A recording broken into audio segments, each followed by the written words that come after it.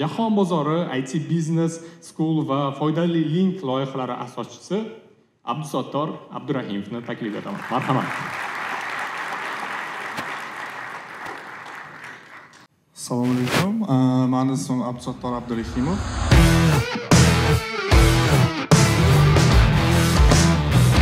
Jahon bozorida 3D modellar savdosi bilan shug'ullanamiz. Boshlaganimizga 4 yil bo'ldi. 4 yil oldin menda faqat bitta kompyuter bo'lgan, eski kompyuter.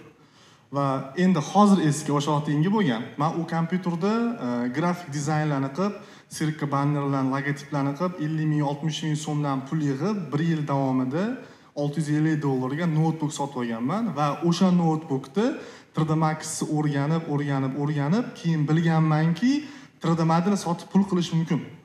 Va hozir sizlar bilan o'sha 3D model nimaga kerak va necha pul topsa bo'ladi va qayerda sotsa bo'ladi haqida bir qisqacha ma'lumot beraman-da, undan tashqari o'tirganlarning hammasi 3D modelingchi bo'la olmaydi. Harakat qilaman hammaga IT biznesda nima ishlar qilsa bo'ladi, internetdan qanaqa daromad topsa bo'ladi va qanaqa saytlar bor. Uyda o'tirib freelancerlik qilib pul topish to'g'risida umumiy ma'lumot berib o'taman. Bu Piper. Menimcha hamma ko'rgan bo'lsa kerak. Bu har bitta Telegram kanal qilamizmi, bot qilamizmi? Albatta bu Piper uni logosi hisoblanadi. 3D o'zi nima? Bu Piper bu 1 minutlik multfilm bo'lganda o'zi, qisqa kulgili. Bu hammasi 3D Max dasturida yasalgan, Corona render. Xo'p, 2D va 3D ning farqi. Bu 2D, bu esa 3D. Farqini menimcha hamma bildi. 2D bilan 3D qanaqa bir kuchga egaligini. Bu 3D, qanaqa sochni и 3ligi ko'rinib turibdi. 3D modellar qaysi dasturda yaratiladi?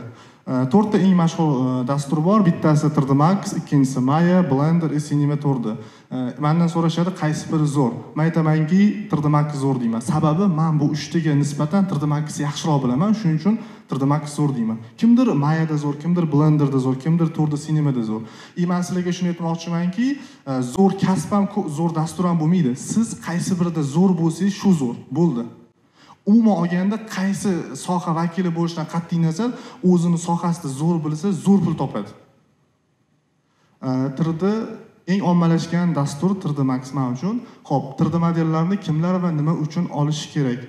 Bizning ishlarimizni interior dizaynerlar va dizaynerlar sotib oladi. Biz asosan misol uchun biz interior uchun furnitura mebellarni qilamiz. Xo'p, buni rasmga olsanglar bo'ladi. 3D ga qiziqqanlar. Men 3D model sotadigan saytlar bu. Ya'ni ikkitasi bor, u Xitoy bozori.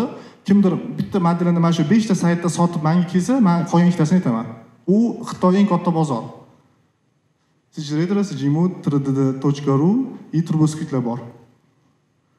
Xo'p, bu minutlik. Bu hayotda bor, nima deydi, divan. Narxi adashmasam 17 ming, 15 ming dollar turadi. Bu esa uni 3D modeli. Bu esa bitta insonni minutli divanni sotib olishdan oldin interior dizayner bizani yasagan divanni qo'yib ko'rsatib bergan mana. Bu 3D model interiorda. Interiorga bu yoqadi va u buni o'sha minutlidan sotib oladi. 3D modellar qaysi sohalar uchun kerak? Aslida hamma soha uchun kerak. Xo'p, furnitur mebellar, SMM va reklama, multfilm va kino, arxitektura, ishlab chiqarish, avtomashinalar va kompyuter, telefon o'yinlari uchun eng kerakli bu o'sha 3D modellar hisoblanadi. Siz o'ynayotgan Clash of Clans misol uchun Brawl Stars o'yinlari hammasi 3D Max dasturida yasalgan. Va animatsiya berilib, dasturchilar orqali mobil ilovaga aylandi. Xo'p, furnitura mebellari bu biz yasagan mebellardan-da. Xo'p, bu chair. Bu yotoqxona Marvelous dasturida qilingan. Marvelous va 3D Max dasturida qilingan va bular o'sha men boya sizlarga ko'rsatgan 5 ta saytda sotiladi. Bu hammasi 3D Max da qilingan. Arxitektura va interior dizayn uchun eng keraklisi bu 3D Max. Feliz Rafaelning ishlari bu hammasi 3D Max da qilingan. Sizlar o'ylaysizlarki bu haqiqatan foto, to'g'rimi? Yo'q, bu render. Bu render. Bu hali bitmagan uyni oldindan ko'rinishi. Misol uchun hozir Olmaro Citylar qurilyapti-yu, lekin hali u qurilmasdan turib, ularga kvadraturasi berilsa, odamlar dizayn qilib qo'yapti. Va Misol domla bitishi bilan ustalar kirishib, xuddi shunaqa dizaynda sizlarga ish qilib berishadi. Bu ham shu mehmonxona. Bu ham multfilm va kino uchun 3D juda kerak.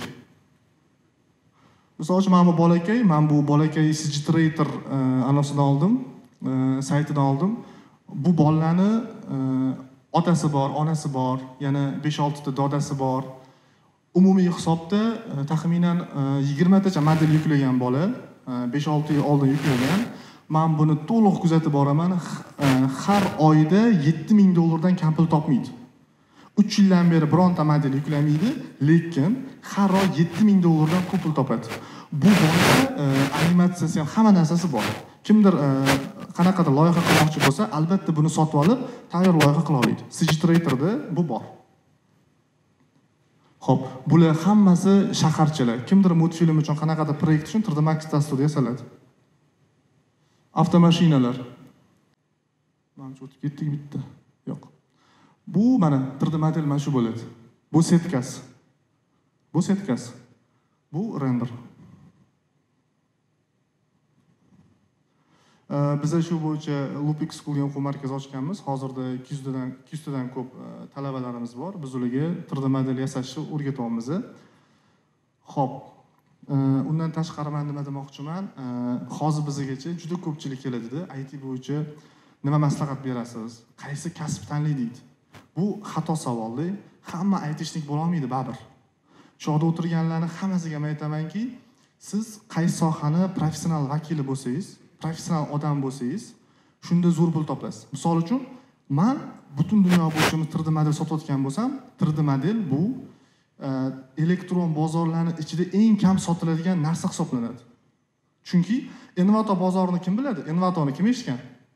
Envato bozori dunyoda birinchi o'rinda turadi, meni nazdimda. Chunki u yerda muzika sotsangiz bo'ladi, video sotsangiz bo'ladi, shablon sotsangiz bo'ladi, dizayn, logo farqi yo'q. Bitta ish qo'ygan 3 yil oldin.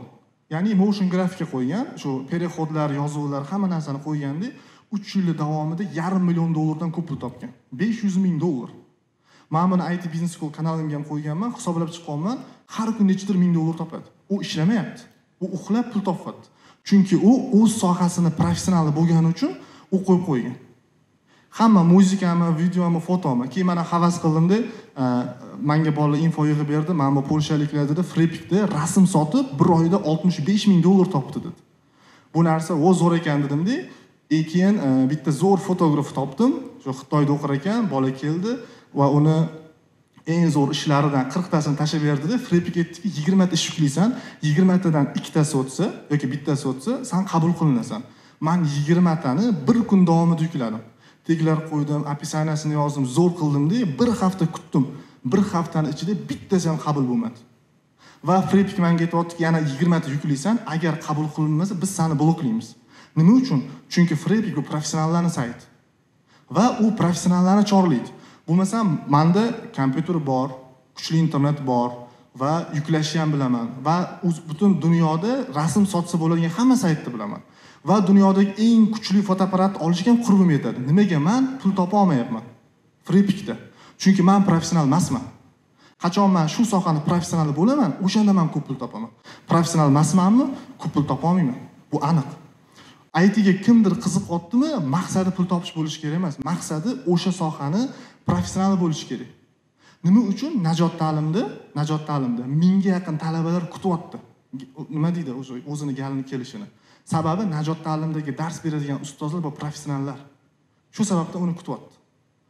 Boshqa variant yo'q. Bo'lmasam, ko'pmi, kammi misol uchun SMM bo'yicha dasturlash bo'yicha dars berayotgan boshqa o'quv markazlari bor. Nega aynan Najot ta'lim? Sababi shu, professionallar bor.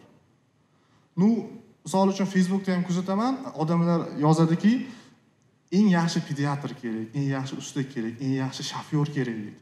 Hamma eng yaxshiga olib qo'ygan. Ko'rdinglarmi? Men ham shofyor qildim, eng yaxshisini deb so'rayman. Va termin olib qo'yganman, eng yaxshisi kerak. Shunda sizni tek qilishadi. Men shu yerda o'tirganlarga bitta narsani tilayman, ertaga sizlar ham qaysi bir sohani professional bo'lganingizdan keyin sizlarni eng yaxshi palonchi mutaxassis kerakligini sizlarni belgilasin. O'shanda bu zo'r natija bo'ladi. Va maqsadni oliy qilish kerak. Alloh o'z ishini komil qiluvchilarni yaxshi ko'radi va hozirgi vatandoshlar uchun, vatan uchun, ummat uchun o'z sohasini professional bo'lganlari kerak. Bu shart. Maqsadi haqiqatan oliy qilish kerak. Yaqinda eshitdinglarmi, Abdukarim Mirzayevning Instagram profili buzildi. Kim eshitdi? 500 millionga yaqin obunachisi bor Instagram profili vzlom qilingan. O'shani bizning vatandoshimiz Facebook tishlaydigan Nuriddin degan bola sababli qaytarib oldi. Sizlar xohlamaysizlarmi shunaqa bir professional odam bo'lishni? Boshqa joyda yashab turib ham o'zingizlarni vatandoshinglar, dindoshinglarga foydasi tegishini. Maqsadni oliy qilish kerak. Vatandoshinglarga, millatdoshinglarga, dindoshinglarga o'zingizlarni foydali tegsin. Sizlar oddiy biron bir kasb sohasini vakili bo'lsanglar, o'zingizlarning hayotini yaxshiysizlar. Agar sizlar professional bo'ladigan bo'lsanglar, o'zingizlarning atrofingdagi odamlarning ham hayotini yaxshilash sababchi bo'lasizlar va har bitta soha vakili shuni maqsad qilish kerak. Pul yig'ilgandan keyin o'sha qiziq qolmaydi. O'sha profil qaytarilgandan keyinchi shunaqa xursand bo'ldilar aka. Undan ko'proq Nuriddin ham xursand bo'lgan. Sababi o'zini millatdoshiga foydasi tegdi va sizlar ham shuni maqsad qilinglar, kelajakda insonlarga foydali tegsin. Ana o'shanda sizlar baxtli yashaysizlar. Rahmat.